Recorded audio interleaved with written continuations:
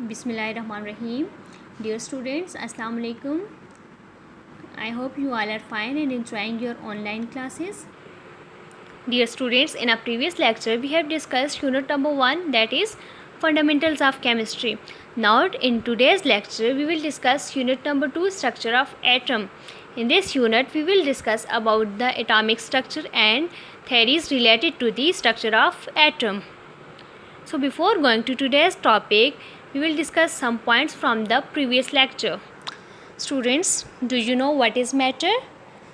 Matter is anything which occupies space and have mass. Anything in the universe, anything which occupies space and has mass is known as matter. For example, the air we breathe is a matter. The food we eat is a matter. The water we drink is a matter. Even we ourselves is a matter. Now students, we are talking about the composition and structure of matter. Students, what is the composition of matter? Although the composition of matter is always a mystery to scientists, many philosophers and scientists work for the centuries to solve this mystery. Matter and its composition. Usually matter is composed of tiny particles or very small particles which are indivisible, which cannot be split down or broken down into simpler substances. Now students, what is the structure of atom? The structure of matter the structure of matter is totally depend on the composition of matter. For example students, आपके पास एक constituent है A और दूसरा constituent आपके पास है B. जब A और B आपस में केमिकली कंबाइन होंगे तो एज अ रिज़ल्ट ये प्रोडक्ट देंगे AB. ये AB आइदर इस फॉर्म में हो सकते हैं, ठीक है, या आइदर हम कह सकते हैं A और B इस फॉर्म में हो सकते हैं, या फिर हम कह सकते हैं A और B इस स्ट्रक्चर में हो सकते हैं.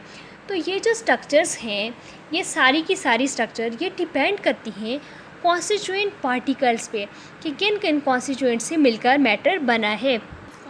फॉर एग्ज़ाम्पल, आपके पास ये स्ट्रक्चर है जो कि आपके पास वाटर का स्ट्रक्चर है और ये एंगुलर स्ट्रक्चर है विद 104 डिग्री. अब हम कहते हैं कि मैटर का ये स्ट्रक्चर, मैटर जो है आपके पास मे बी एटम हो सकता है, आयन हो सकता है, मालिक्यूल हो सकता है, ठीक है, या कंपाउंड हो सकता है. तो आपके पास क्या है कि ये जो स्ट्रक्चर बना है ये किस तरह से बना है, तो हम कहेंगे ये स्ट्रक्चर डिपेंड करता है किस पे, इसके कॉन्स्टिट्यूएंट्स पे, जो कि आपके पास है H2O, 2 हाइड्रोजन और 1 ऑक्सीजन जब आपस में कंबाइन होते हैं तो एज अ रिज़ल्ट आपके पास जो प्रोडक्ट बनती है वो प्रोडक्ट आपके पास क्या है, मैटर है.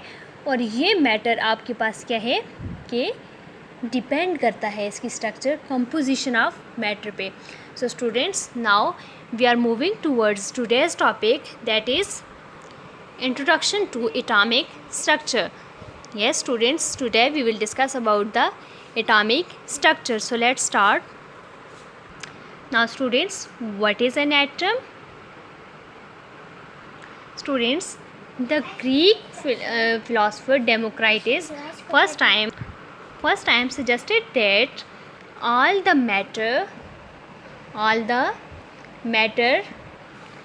can be ultimately broken down into tiny particles. All the matter is broken down into tiny particles. These particles cannot be broken down further.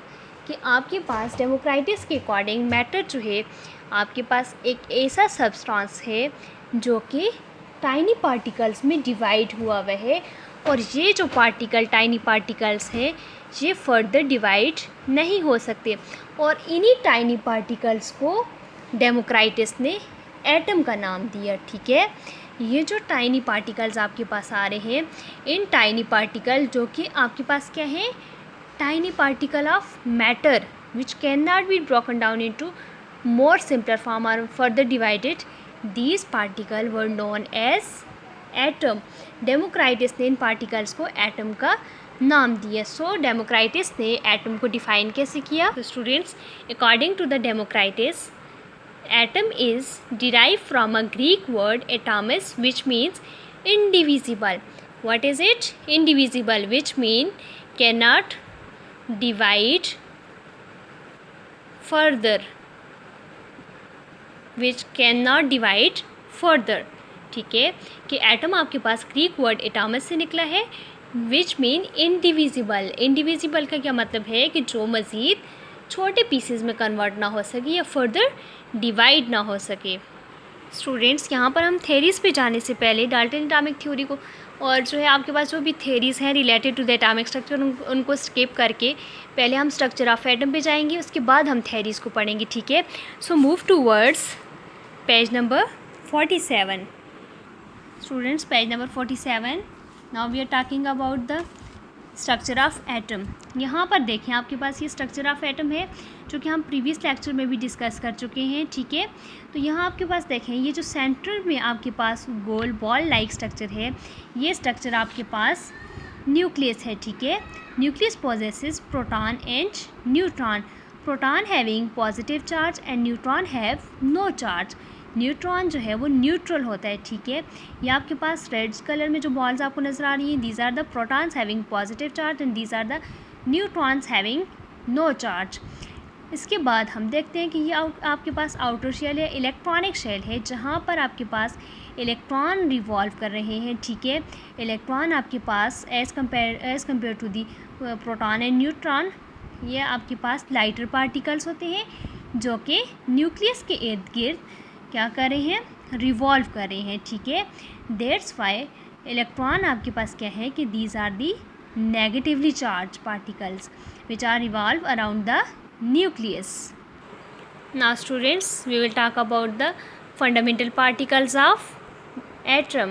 So there are three fundamental particles of atom, that is electron, proton and neutron. Electron having negative charge, proton having positive charge and neutron having no charge. This is neutral. So one by one we will discuss electron, proton and neutron.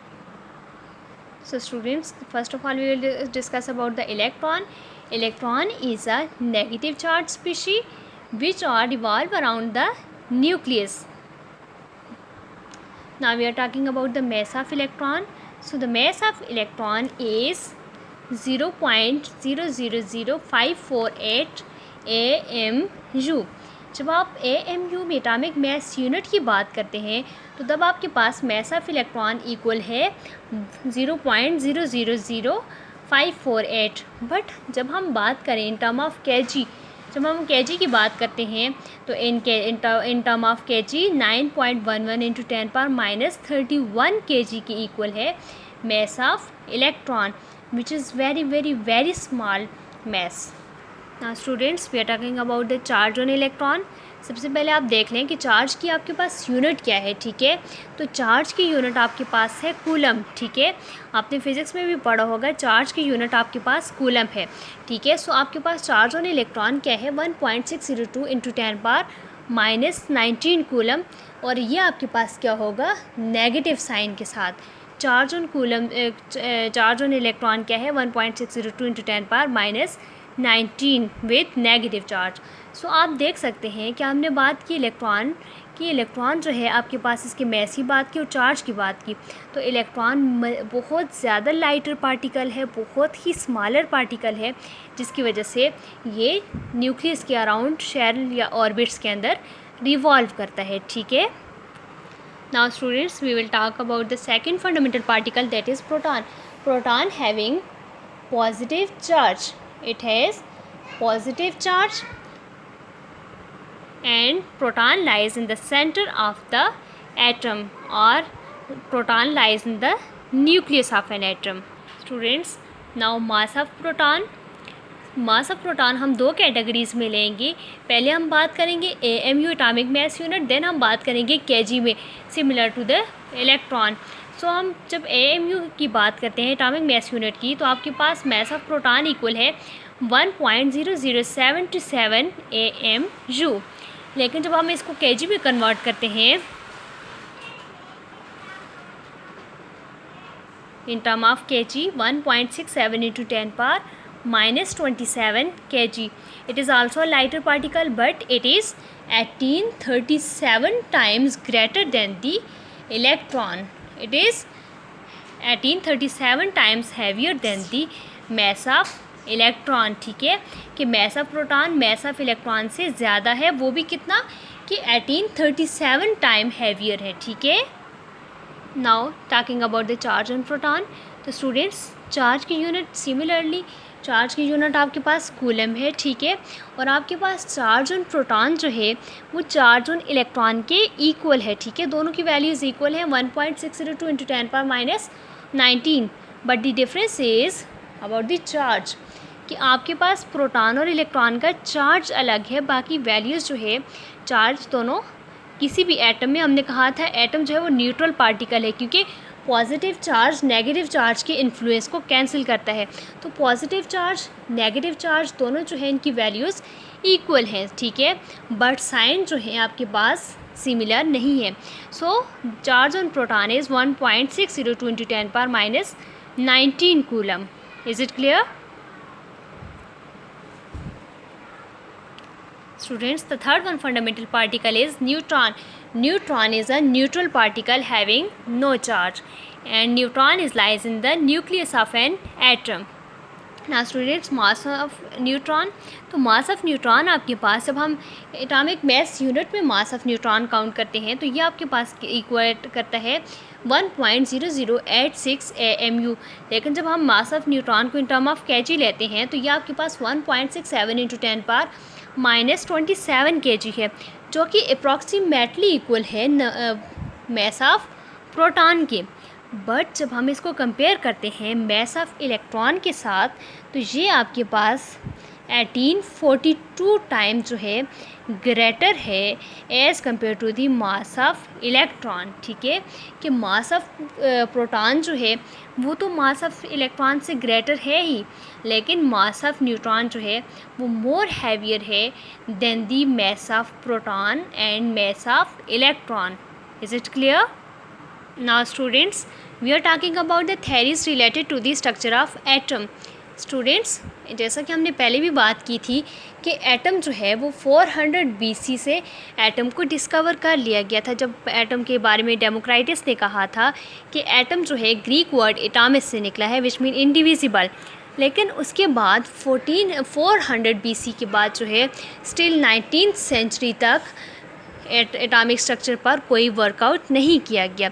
इसके बाद एक scientist जो कि English school teacher थे, John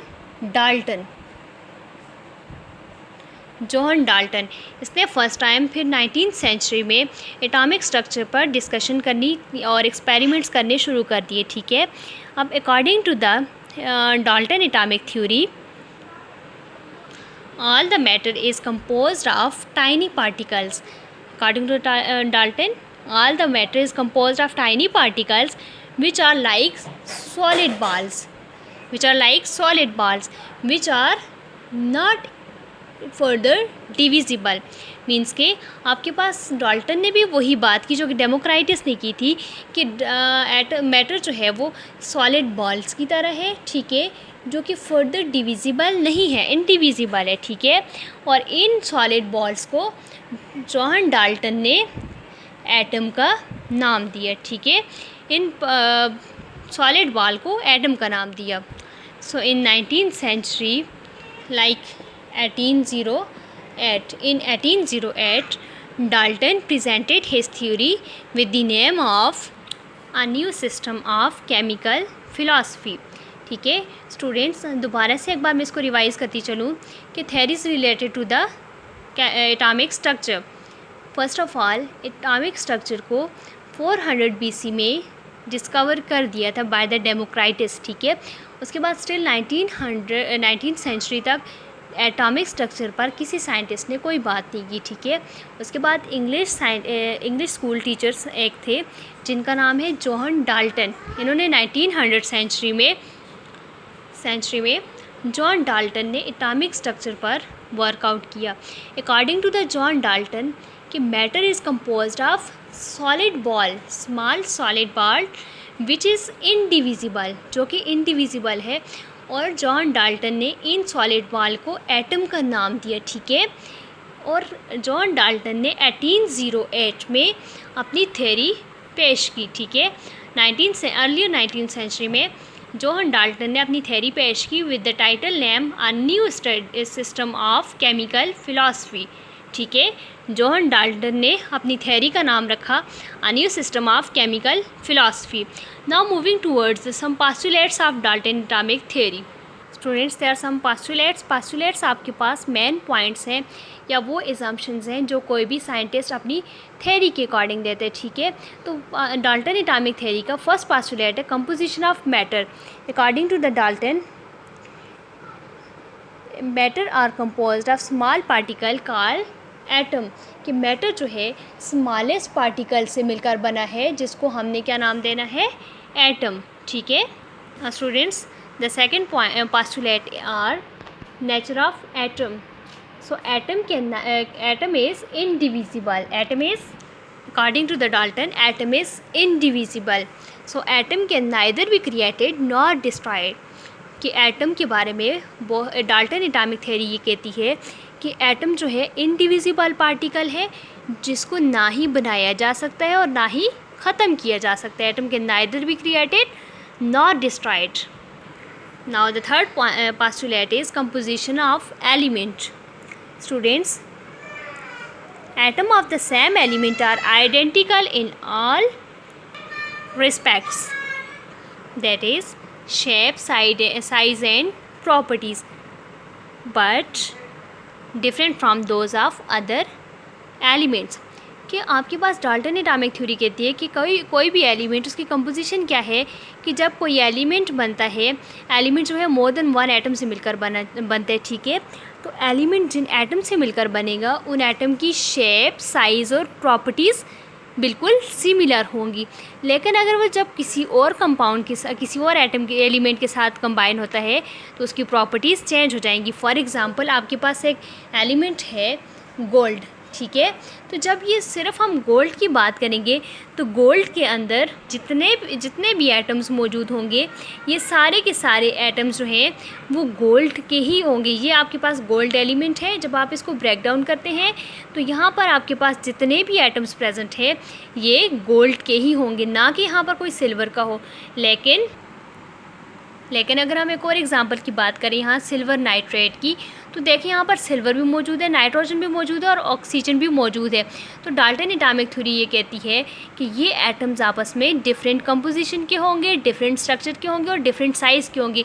but जब कोई element एक ही जैसे एटम से मिलकर बनता है, तो उसकी कंपोजिशन, उसका साइज़, उसकी प्रॉपर्टीज सारी सिमिलर होंगी। Is it clear? Now the fourth and last postulate is formation of compound. According to the Dalton atomic theory, atoms combine in a definite simple whole ratio to form a compound, कि जब आपके पास कोई भी compound बनेगा तो वो simple whole number ratio से बनेगा, ठीक है। या फिर कोई भी केमिकल रिएक्शन परफॉर्म होते हैं, तो ये केमिकल रिएक्शन जो है आइदर आपके पास एडिशन ऑफ एटम की वजह से होंगे या फिर आपके पास सेपरेशन ऑफ एटम्स की वजह से होंगी। फॉर एग्जांपल A+B, दो आपके पास एलिमेंट्स हैं, ये आपस में कंबाइन होकर AB बनाएंगे। या फिर आपके पास कोई एलिमेंट है AB, ये जब C के साथ कंबाइन होगा तो प्रोडक्ट AC+B बनाएगा, ठीक है। तो आपके पास कोई भी केमिकल रिएक्शन होता है, तो इसमें या तो एटम्स ऐड होंगे या फिर एटम सेपरेट होंगे, ठीक है, या यहाँ से एलिमिनेट हो जाएंगे, ठीक है। सो आपके पास फॉर्मेशन किस वजह से होगी कि यहाँ पर डेफिनेट रेशो होगी। फॉर एग्जांपल वाटर के अंदर 2:1 जो है H2O वाटर का फार्मूला है, तो जहाँ पर 2:1 जो है स्पेसिफिक एक रेशो में कंपाउंड की फॉर्मेशन हुई है। तो according to the Dalton atomic theory कि जब कोई भी कंपाउंड की फॉर्मेशन होगी तो ये एक स्पेसिफिक रेशो में होगी, ठीक है। Is it clear? So these were the postulates of Dalton atomic theory. Students, although कि Dalton atomic theory 19th century में सब साइंटिस्ट ने एक्सेप्ट की, इसके सारे पोस्टुलेट्स को करेक्ट मानेंगे। लेकिन लेटर ऑन जब इस पर स्टडी की साइंटिस्ट ने, तो 19th सेंचुरी में ही जो है डाल्टन एटॉमिक थ्योरी को कुछ रीजंस की बेस पर रिजेक्ट कर दिया गया। सो सबसे पहली रीज़न आपके पास क्या है कि नेचर ऑफ एटम। डाल्टन ने कहा कि एटम जो है वो इनडिविजिबल पार्टिकल है जिसको हम फर्दर डिवाइड नहीं कर सकते, लेकिन साइंटिस्ट ने कहा कि एटम जो है वो इनडिविजिबल नहीं है बल्कि एटम के सब एटॉमिक पार्टिकल हैं जो कि इलेक्ट्रॉन, प्रोटॉन और न्यूट्रॉन्स हैं। दैट्स वाई डाल्टन की ये असम्पशन भी गलत साबित हुई, जिसकी वजह से डाल्टन एटॉमिक थ्योरी को रिजेक्ट किया गया। स्टूडेंट्स, नेक्स्ट ड्रॉबैक जो है डाल्टन एटॉमिक थ्योरी का था कंपोजिशन ऑफ एलिमेंट्स। ठीक है स्टूडेंट्स, जैसा कि डाल्टन एटॉमिक थ्योरी में कहा गया कि जब कोई भी एलिमेंट कंपोज होता है वो सिमिलर एटम से होता है, तो इनकी प्रॉपर्टीज़, इनकी शेप, इनकी स्ट्रक्चर सब की सब सिमिलर हैं। बट जब इस पर लेटर ऑन डिस्कशन की गई तो यहाँ पर पीरियोडिक टेबल में एक ही एलिमेंट के more than one isotopes present होते हैं, और हमने जैसे आइसोटोप्स की बात की थी कि having the same number of proton but different number of neutron. So different number of neutron जब आपके पास किसी भी एलिमेंट के आइसोटोप में होंगे तो तब उसकी शेप भी चेंज होगी, उसकी प्रॉपर्टी भी चेंज होगी, उसका स्ट्रक्चर भी चेंज होगा। सो दैट्स वाई ये असम्पशन भी डाल्टन की गलत साबित हुई, इन दो असम्पशंस की बेस पर डाल्टन एटॉमिक थ्योरी को रिजेक्ट किया। ठीक है, is it clear? Now students, moving toward the summing up, first of all we have discussed atom. So atom is a tiny particle which is indivisible. Is it clear? The word atom is derived from the Greek word atomis, which means indivisible. Now we are talking about the fundamentals of atom, or the fundamental particles of atom. So there are three fundamental particles of atom, that is electron, proton and neutron. Electron having negative charge, proton having positive charge and neutron having neutral charge. So electron is more lighter than the proton and proton is lighter than the neutron. So proton is 1837 times heavier than the electron and neutron is 1842 times heavier than the electron. Now we are talking about the Dalton atomic theory. In Dalton atomic theory, represented by John Dalton in 1808, and he presented his theory by the title A New System of Chemical Philosophy. Dalton ने अपनी theory को, जो कि 1808 में Dalton ने present की, और इसको नाम दिया अ new system of chemical philosophy. ठीक है, इसमें डाल्टन ने डिफरेंट पास्टुलेट्स पे बात की, और उन पास्टुलेट्स के अकॉर्डिंग फिर हमने बात की कि डाल्टन एटॉमिक थ्योरी के कुछ ड्रॉबैक्स थे जिनकी बेस पर डाल्टन एटॉमिक थ्योरी को रिजेक्ट किया गया. So is it clear students? अब हम बात करेंगे होमवर्क की. तो आपके पास होमवर्क क्या है कि आपने पेज नंबर 41 से लेकर, ठीक है, पेज नंबर 41 पे आपके पास डाल्टन एटॉमिक थ्योरी एंड इसके कुछ पास्टुलेट्स हैं. यहाँ से आपने मैक्सिमम 10 MCQs उठाने हैं. Is it right? नेक्स्ट आपने मूव करना है पेज नंबर 47 पे, जहाँ आपके पास फंडामेंटल पार्टिकल्स ऑफ एटम है. यहाँ से आपने मैक्सिमम 6 MCQs उठाने, और टोटल आपने 16 MCQs जो है अपनी प्रैक्टिस नोटबुक पर राइट करके neat and clean with proper paper presentation आपने मुझे भेजने हैं. Is it clear?